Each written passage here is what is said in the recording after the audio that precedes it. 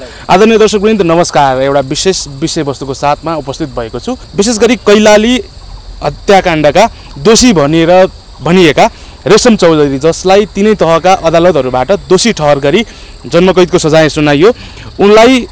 राष्ट्रपतिद्वारा आम माफी दिने घोषणा गरियो। यति बेला यो एकदमै चर्चाको विषय बनेको छ। यसै विषयमा कुराकानी गर्छौँ। हामीसँग कुराकानी गर्नका निम्ति युवा नेता पुण्य गौतम हुनुहुन्छ। स्वागत छ सर, यहाँलाई नमस्कार। एकदमै धन्यवाद। कसरी लिनु भएको छ सर अदालतका तीनै तहले दोषी करार गरेको, त्यो पनि जघन्य अपराधमा हत्या गरेको जस्तो आरोपमा जेल सजाय भोगिरहेका व्यक्तिलाई राष्ट्रपतिज्यूद्वारा आम माफी गर्ने घोषणा गर्यो, जसको फलस्वरूप हिजो भर्खरै उहाँ छुटिसक्नु भएको छ। यसलाई कसरी लिनु भएको छ तपाईले? गणतन्त्र दिवसको उपलक्ष्यमा लोकतान्त्रिक गणतन्त्रको छातीमै छोरा दाग्ने गरी लोकतन्त्रप्रति भद्दा मजाक र गणतन्त्रप्रति क्रूर ठट्टा गरेर यो सरकारले लोकतान्त्रिक गणतन्त्रको चिर हरण गरेर जसरी रेशम चौधरीलाई तीनै तहको अदालत, अझ भर्खरै सर्वोच्च अदालतले गरेको फैसला विपरीत सरकार भनेको अथवा प्रचण्ड भनेको, सम्माननीय राष्ट्रपति भनेको सुपर सरकार हो, सुपर अदालत हो, सर्वोच्च अदालत भन्दा पनि माथि भनेर कानुनी राज्यको दिनदहाडे धज्जी उडाएर निर्लज्जताका साथ जसरी रेशम चौधरी भनिन्छ, जसको हात कैलालीको हत्याकाण्डको रगतले लतपतिएको छ र उसलाई सुनपानी छर्किएर जोगाइयो,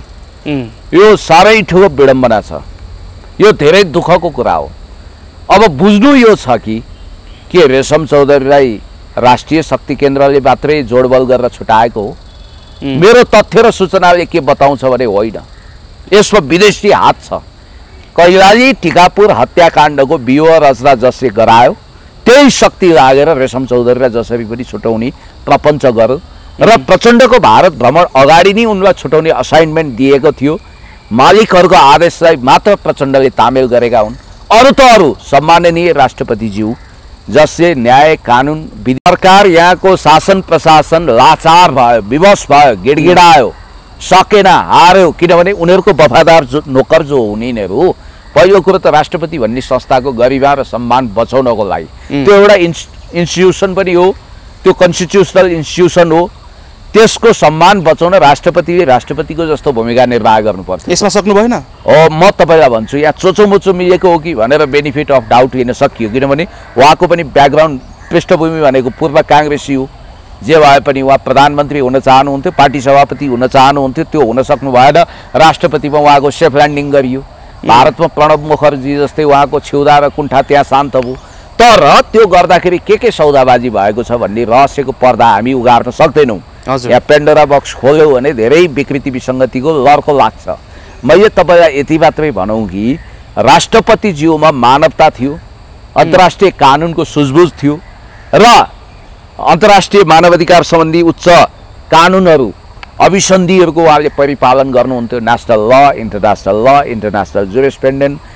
जुडिसियल रिभ्यू आदि इत्यादिलाई ख्याल गर्नुहुन्थ्यो भने उहाँले गर्नुपर्ने काम के थियो भने जसरी विद्यादेवी भण्डारीज्यूले त्यसलाई तुहाइदिनु भयो, त्यसै गरी तुहाइदिनु पर्थ्यो। वा अदालतमा यसलाई तपाईँहरूले फैसला मार्फत तीनै तहको अदालतले रेशम चौधरीलाई जन्मकैद सजाय गर्नुभयो। अब यो विषय के होला त? संसदले मन्त्री परिषदले पास गरेर मलाई यहाँ लालमोहर लगाउन पठायो, के यो कुरा उपयुक्त हो भनेर उहाँले अदालततिर फर्काइदिनु पर्थ्यो नि त्यसलाई। उहाँले त्यो नगरिकन हतार जबकि अदालतको पूर्ण पाठै आएको छैन। पूर्ण पाठमा भोलिका दिनमा क्रूर र अमानवीय हत्या भनेर यदि लेखियो भने लेखिने त त्यही होला। सम्भवतः 99.9% त्यही सम्भावना देख्छु म। हजुर, यदि त्यो लेखियो भने राष्ट्रपतिज्यूले आम माफी दिन मिल्दैन। होइन, सुन्नु न, त्यही मिल्दैन भनेर हतार यसको पूर्ण पाठ आउनु अगाडि नै यिनीहरूले चोर ढोकाबाट राष्ट्रपतिज्यूका प्रस्ताव लगे र भोलिको दिनमा तपाईँलाई म भन्ने, हिजो मेरो तातो बसमा पनि आउनुभएको थियो पूर्व एआइजी रमेश श्रेष्ठज्यूले दाबी गरे अनुसार भोलिका दिनमा अब सम्भवतः आज पीडित बोहरा केशव बोहराज्यू जो वीर सपुत हुनुहुन्छ, दिवंगत इन्सपेक्टरको विधवा पत्नीले अस्ति उजुरी लिएर जानुभयो, रिट लिएर जानुभयो। त्यो बेलामा समय अभावको कारण दर्ता भएन, सम्भवतः आज दर्ता भयो र मेरो विचारमा जसरी जुडिसियल रिभ्यू भ्याकेट गरेर रञ्जन कोइरालाको केस उल्टिएर उहाँ जेल जानु पर्यो। रञ्जन कोइरालाको हकमा चाहिँ अपराधीलाई उम्काउनु हुँदैन भनेर बहस गर्ने एकजना सेलिब्रेटी वकिल यो कुन प्रभाव दबाव वा कुन चमत्कारले हो अब वकिललाई पैसा प्यारो हुन्छ कि क्या हो रेशम चौधरी त कहाँ टिकापुर घटना हुँदा त्यहाँ छँदै थिएनन् भन्ने कुतर्क गर्न पुग्नु भएछ म उहाँलाई सम्झाउन चाहन्छु कालोकोटधारी वकिल महोदय मिडियामा तपाईँले ठिकै ढङ्गले ललकार्नुभयो एमसिसीका दलालहरूलाई तपाईँलाई धन्यवाद छ हामीले भनेको कुरो तपाईँले भन्नुभयो मैले धेरै अगाडिदेखि स्वर्णिम वाग्लेको विषयमा भनेको थिएँ एसपिपी एमसिसीका दलालहरू राष्ट्रलाई चक्रव्यूहमा पार्छन् भनेर त्यो कुरोमा सहमत ल ठिक छ एग्रिड तर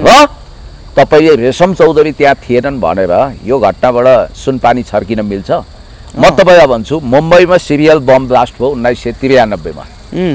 सिरियल बम ब्लास्ट हुँदा छोटा राजन के अरे दाउद इब्राहिम ती हुनुपर्छ भन्ने छ उसलाई मुख्य अभियुक्त मानेको छ नि त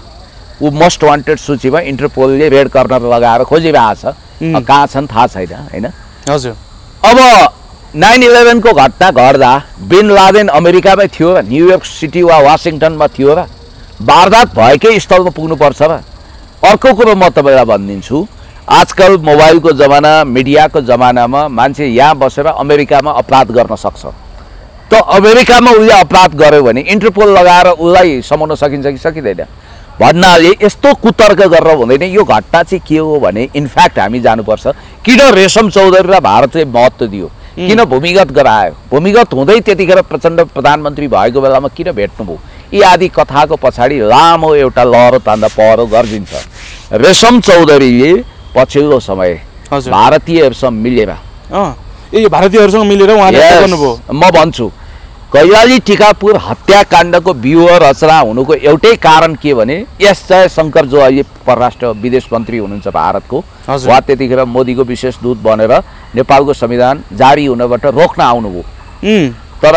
यहाँ सुशील कोइरालाजी प्राइम मिनिस्टर प्रतिपक्षी दलको नेता हाम्रो सम्माननीय पूर्व प्रधानमन्त्री सधैँ अध्यक्ष कमरेड केपी शर्मा ओलीजी हुनुहुन्थ्यो उहाँहरूले संविधान रोक्ने कुरा भएन रोकिएन संविधान जारी भयो जारी हुने भएपछि त्यसको 4 दिन अगाडि संसदमा आफ्नो कपडा उतारेर नाङ्गे झार भएका हाल अख्तियार दुरुपयोग अनुसन्धान आयोग र सम्पत्ति शुद्धिकरणमा अरबौं सम्पत्ति कमाएको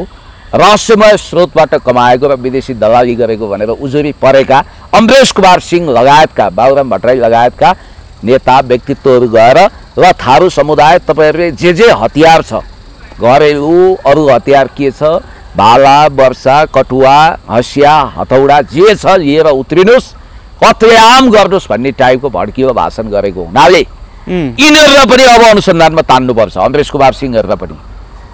जति तपाईको अर्थलाई आधार मान्ने जति अदालतले रेशम चौधरीलाई दोषी मानेको छ त्यसैगरी अमरेश जीहरू पनि यसमा दोषी हुनुहुन्छ अनुसन्धान गर्नुपर्छ यिनीहरूलाई पनि त्यो बेलामा भड्किलो भाषण किन गरे यिनीहरूले त्यसको पछाडि कुन विदेशी तागतको हात थियो र याद गर्नु होला यो घटना घट्नु 1 हप्ता अगाडिदेखि दिल्लीदेखि पटनासम्म हट मिटिङहरू भएको सूचना हामीलाई छ र त्यो मिटिङको परिणाम स्वरूप प्री प्लानमा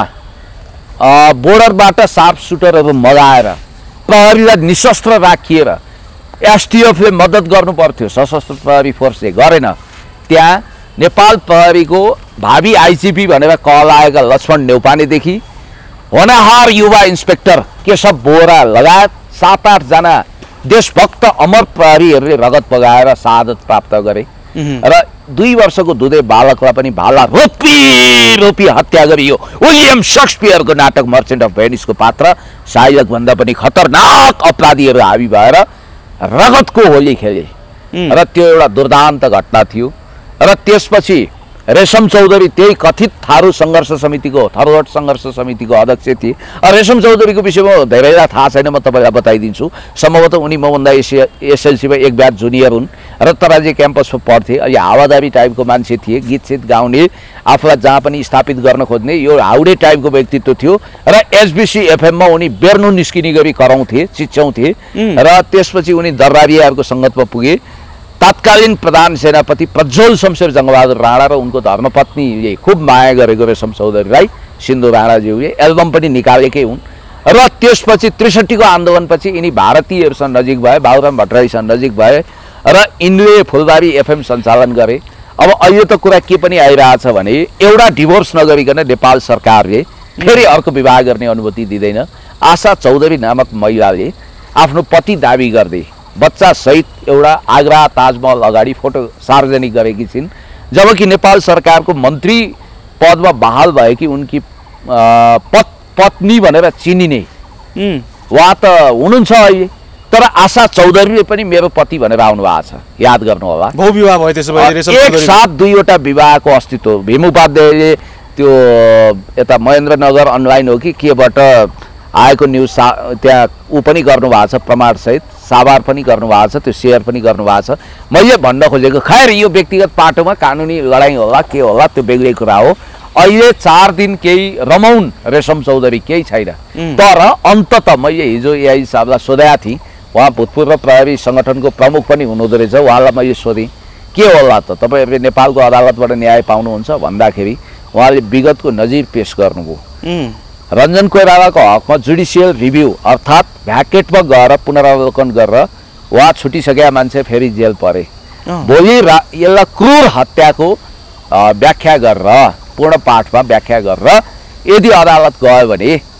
त्यसको अनुसन्धान गर्दाखेरि राष्ट्रपतिले दिएको यो आदेश पनि, यो आम माफी पनि, यो आम माफीको दुरुपयोग हो, यो खारेज हुन्छ। फेरि आम माफी भनेको चाहिँ के हो भने नि, जस्तो तपाईँ बिना कसुर थुनिनु भएको छ, हजुर, नक्कली तथ्य र प्रमाणको आधारमा तपाईँलाई थुनियो, यो कुरा थाहा छ, तर उन्मुक्ति दिन सकिँदैन भने त्यस्तो ठाउँमा चाहिँ राष्ट्रपति वा हेड अफ द स्टेटले आदेश दिएर लोकतन्त्र दिवसको उपलक्ष्यमा, गणतन्त्र दिवसको उपलक्ष्यमा, संविधान दिवसको उपलक्ष्यमा, बडा दशैँको उपलक्ष्यमा, तिहारको उपलक्ष्यमा छोड्न सक्ने त्यस्तो अवस्था हुन्छ। तर आजन्म जन्म कैदको सजाय 21 वर्ष हुन्छ हाम्रो मुलुकी अपराध संहिता अन्तर्गत। 21 वर्ष सजायमा कम्तीमा 60% गुजार्नुपर्छ। त्यो भनेको फेरि यो क्रूर हत्यामा चाहिँ एक दिन पनि छुट हुँदैन, 21 वर्ष गुजार्नुपर्छ। यसमा पनि चालचलन राम्रो भएको के रिपोर्टको आधारमा आम माफी दिने बेलामा 60% भन्नाले कम्तीमा 12-13 वर्ष त रेशम चौधरी बस्नै पर्छ। अहिले उनी बसेको भनेको जम्मा कति वर्ष हो भन्दा 6 वर्ष। 6 वर्ष पनि पुगेको छैन, पुग्दैछ। अहिले 5 वर्ष 10 महिना 8 दिन चल्दैछ हिजो छुट्ने मितिसम्म उनको। र याद गर्नु होला रेशम चौधरी, अब कतिले बालकृष्ण ढुङ्गेलको हवाला दिन्छन्, बालकृष्ण ढुङ्गेल पनि त्यस्तो केसमा 10 वर्ष जति जेल परेका छन् नि, बिचरा मरेर गए होइन। यसमा के भन्छन् भने नि सर, विशेष गरी अब नेपालमा जातीयताको कुरा धेरै हुन्छ, विशेष गरी जनजाति वर्गले रेशम चौधरीले गल्ती नै गरेका थिएनन्, उनी जुन वारदात भएको ठाउँमा थिँदा पनि थिएनन्, उनी चाहिँ जनजातिको छोरा भएर फसाइयो, यदि त्यहाँ बाहुन समुदायको भए भए उनलाई छुँदा पनि छुइँदैन थियो भनेर धेरै पटक भनिराखेको छ। रञ्जन कोइराला बाहुन हो कि दलित हो कि जनजाति? हैन, रेशम चौधरीको केसमा सुन्नु न, रञ्जनलाई त छुटाइसकेका मान्छेलाई भ्याकेट गरेर लग्यो त। बालकृष्ण ढुङ्गेल बाहुन थिएनन्, उनलाई किन समाए? यसको जवाब छ यी भन्नेहरूसँग। एउटा कुरो यो जातीयताको खाँडो जगाउने आइएनजिओवादी डलरे हेरेर मेरो मुखभरिको जवाब के छ भने अपराधी कसैको दाइ हुँदैन, भाइ हुँदैन, दिदी हुँदैन, बहिनी हुँदैन, अपराधीको कुनै भाषा हुँदैन, भेष हुँदैन, देश हुँदैन, जाति हुँदैन, वर्ण हुँदैन, लिङ्ग हुँदैन। त्यसकारण अपराधी भनेको अपराधी हो। अपराधीलाई कानुनी उन्मुक्ति दिन मिल्दैन, नम्बर 1। नम्बर 2, म तपाईँलाई भन्न चाहन्छु अदालतले उनलाई दोषी करार गरेको थियो, उनलाई दोषी भएरै माफी दिएको भने हो नि त यो। अहिले पनि यदि माफी नै हो भने पनि निर्दोष थियो त्यसकारण छुटाएको भने हो र सरकारले, याद गर्नु होला। अर्को कुरो, थरोट सङ्घर्ष समितिको उनी प्रमुख थिए, याद गर्नु होला। उनी चाहे इन्डिया बसुन्, चाहे टिकापुर नबसुन् वा बर्दिया बसुन्, जहाँ बसुन् घटनामा उनको प्रत्यक्ष हात छ भन्ने कुरो एभिडेन्सले कलेक्सन गरेको एभिडेन्समा त्यो कुरा आएको छ। नेपालमा भूतपूर्वहरू 1 लाख होलान् प्रहरी, बालवाला झन्डै 1 लाख प्रहरीले भोलि फिल्डमा खटिनेले के भनिदिन सक्छन् होइन। अब लक्ष्मणलाई जसरी मारे त्यसै गरी हाम्रो नियति हुनसक्छ, त्यसकारण तपाईँहरूको आदेश तामेल गरौँला, भोलि हामीलाई सिद्धौलान्, अनि त्यसपछि उनीहरूलाई तपाईँहरूले छुटाइहाल्नुहुन्छ, हामी लड्न जाँदैनौँ भन्नुन् प्रहरीले। के भन्नुहुन्छ? मनोबल त गिरेको छ। र यसमा के छ भने उहाँ एआइजी साहब जो पूर्व प्रहरी प्रमुख हुनुहुन्छ, पूर्व प्रहरी सङ्गठनको प्रमुख, उहाँले भनेअनुसार उहाँले नेपालबाट न्यायको मन्दिरबाट न्याय प्राप्त हुन्छ भन्ने आशा राख्नु भएको छ। तर यहाँबाट प्राप्त भएन भने इन्टरनेसनल क्रिमिनल कोर्टमा हेगसम्म जाने कुरा उहाँले सोच्नु भएको छ, अन्तर्राष्ट्रिय अदालतको। अब जहाँसम्म यहाँ कुतर्क के आयो भने थारू भन्ने बित्तिकै सजायबाट उन्मुक्ति दिउँ, जनजाति दलित भन्ने बित्तिकै दिउँ, ए बाबा आदिवासी जनजाति थारू दैरा मैरा दलित सीमान्तकृत आदि इत्यादिको अधिकारको पक्षमा लड्ने मान्छे दिस इज मी पुण्य गौतम म पनि एउटा हुँ मेरो विशेष हमदर्दी छ व्यक्ति रेशम चौधरीको विषयमा मेरो केही त्यस्तो विद्वेष छैन उनी कहिले राजावादी मण्डली भए कहिले इन्डियन लाइनमा पुगे यो आफ्नो ठाउँमा छ तर हत्या र हिंसाको बारेमा 3 तहको अदालतले हचुवामा त फैसला दिएन होला नि या अदालतै चाहिँदैन न्यायालय नै भत्काइदिउँ सिद्ध्याइदिउँ भन्न खोज्या हो कि न्यायको सिद्धान्त अनुसार सेपरेसन अफ पावर भन्छ शक्ति पृथकीकरणको सिद्धान्त अनुसार जुडिसियरी लेजिस्लेचर पार्लियामेन्ट एक्जिक्युटिभ 3 वटा बढी हुन्छ तपाईँ शक्ति पृथकीकरणको सिद्धान्तमा जानुहुन्छ भने एक्जिक्युटिभले न्यायालयमाथि हावी भएको अवस्था हो हजुर सरकार ठुलो हो त न्यायालय भन्दा के हो यो चालामाला हुन त रगतको होली खेलेर आएकाहरूले अर्को रगतको होली खेलेर आउनेलाई आफ्नो साथी सम्झिनु सातखत माफी गरिदिनु वा सुन पानी छर्किनु गौत पानी छर्किनु स्वाभाविक होला तर एउटा कुरा मैले तपाईँलाई भनौँ 4 दिनको खुसी मनाउँदै उत्तौलिएर हिँडेका रेशम चौधरीलाई फेरि अदालतले सायद रिट दर्ता गरिसकेपछि नयाँ एउटा अब पूर्ण पाठ आउँदाखेरि